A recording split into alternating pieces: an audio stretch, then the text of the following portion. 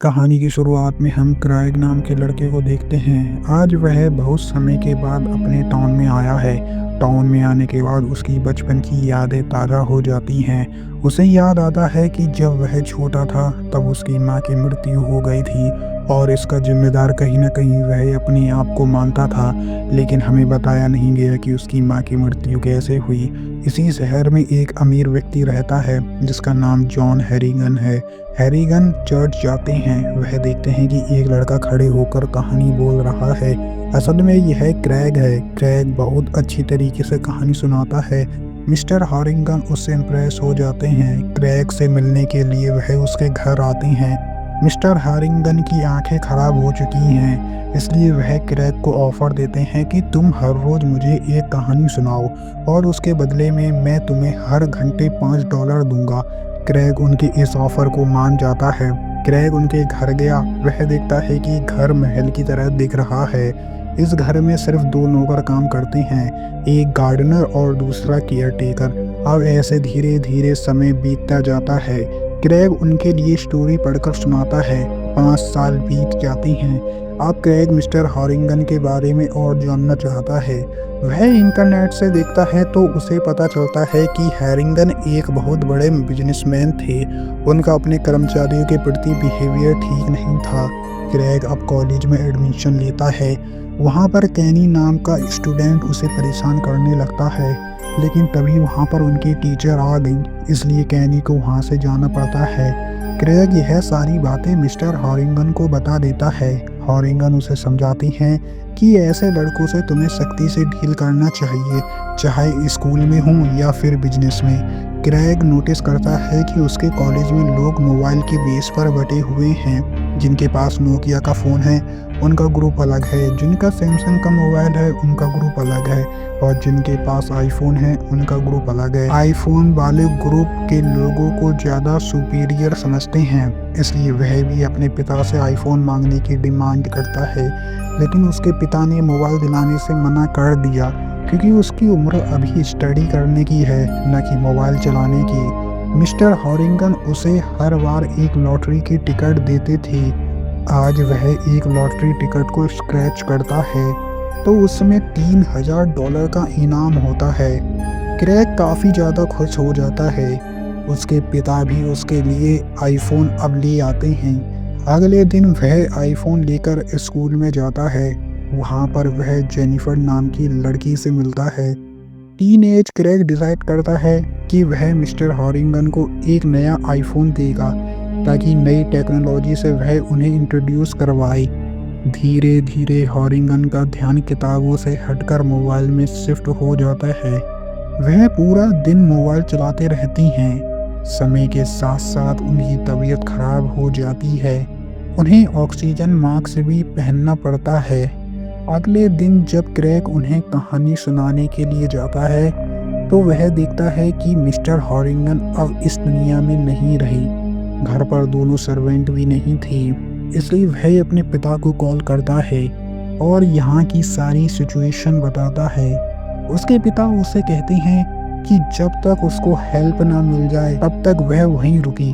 Craig को पता था कि हैरिगन अब इस दुनिया में नहीं रही हैं, लेकिन फिर भी उनके लिए वह आखिरी बार कहानी पढ़कर सुनाता है।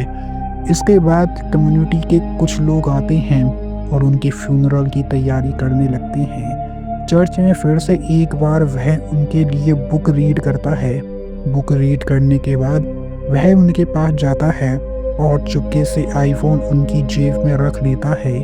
इसके बाद हम देखते हैं हैरिगन का एक फाइनेंस वर्कर क्रैग के पास आता है।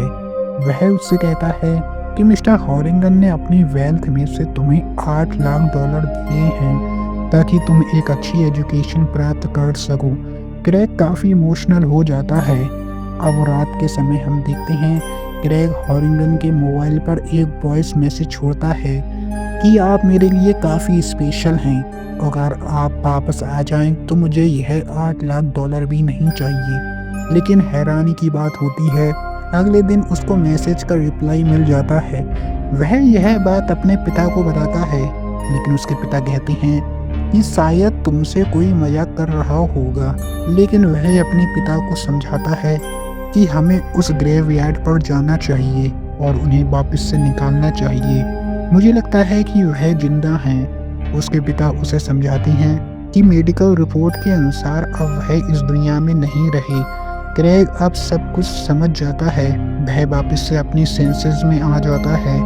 इसके बाद हम देखते हैं कि वह अपनी कॉलेज पढ़ाई करने के लिए जाता है। उसे मालूम पड़ता है कि कैनी नशीली दवाइयाँ बेचता था, इसलिए पुलिस ने उसे पकड़ लिया है। कैनी को लगता है कि यह सारी बातें क्रेग ने पुलिस को बताई होगी, इसलिए वह उसे मारने लगता है। टीचर्स को यह बात जब मालूम पड़ी तब उन्होंने पुलिस को इसको इन्फॉर्म नहीं किया। उसी रात को हम देखते हैं कि क्रेग फिर से मिस्टर हॉरिंगन को वॉइस मैसेज भेजता है और उन्हें सब कुछ बताता है। उसे मालूम है कि रिप्लाई नहीं आने वाला, लेकिन तभी हम देखते हैं उसे एक मैसेज आता है कि कैनी की मृत्यु हो चुकी है। क्रेग वहां गया तो उसे मालूम पड़ा कि कैनी ने बहुत सारी शराब पी ली थी, इसलिए उसकी मृत्यु हो गई। क्रेग को विश्वास है कि ऐसा मिस्टर हॉरिंगन की आत्मा ने किया है, इसलिए वह इन्वेस्टिगेशन करने का फैसला करता है। वह हॉरिंगन के पुराने एम्प्लॉय के पास जाता है। उससे पूछताछ करने पर उसे मालूम पड़ता है कि इसने मिस्टर हॉरिंगन की कंपनी में चोरी करी थी, इसलिए उसे नौकरी से निकाल दिया गया। लेकिन हैरानी की यह बात है कि कुछ दिनों बाद उसकी भी मृत्यु हो जाती है। क्रेग इन सब वाक्यों से काफ़ी डर चुका था। उसे विश्वास था कि यह सब मिस्टर हॉरिंगन करवा रहे हैं, इसलिए वह अपना मोबाइल एक बॉक्स में रखकर बंद कर देता है। हाई स्कूल ख़त्म करने के बाद वह जर्नलिस्ट की पढ़ाई करने के लिए दूसरे शहर में चला जाता है। उसके साथ सब कुछ नॉर्मल हो जाता है, लेकिन कुछ दिनों बाद उसके पिता की कॉल उसको आती है। वह बताते हैं कि तुम्हारे हाई स्कूल टीचर की मृत्यु हो चुकी है।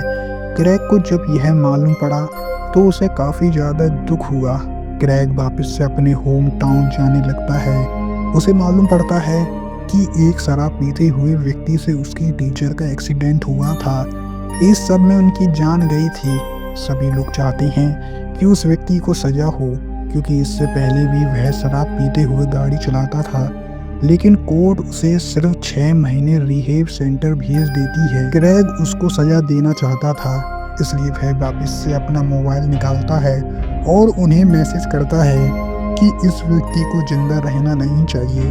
अगले दिन उसे पता चलता है कि उस व्यक्ति की नहाते हुए मृत्यु हो गई। बाद में कहीं न कहीं क्रेग को रियलाइज होता है कि उसने जो किया वह गलत किया।